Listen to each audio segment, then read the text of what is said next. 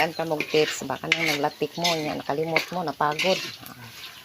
Aron na siya mo balik pagkahinlo sa mantika. Butangin aning og harina, tanawa oh. Hinlo ng mantika oh. Kita mo? Hinlo ng mantika. Mali techniques ha. Once gani nga nakalimot mo si yung pinirito o naglatik mo ang yung mantika nga hugaw na jud as in yung mantika. Aron mo balik na siya pagkalimpyo samaan niyo. Oh, tinaw na no. Kana ganina ara na siyang laguma kay napagod lagi karon kay usik naman to di naman magamit.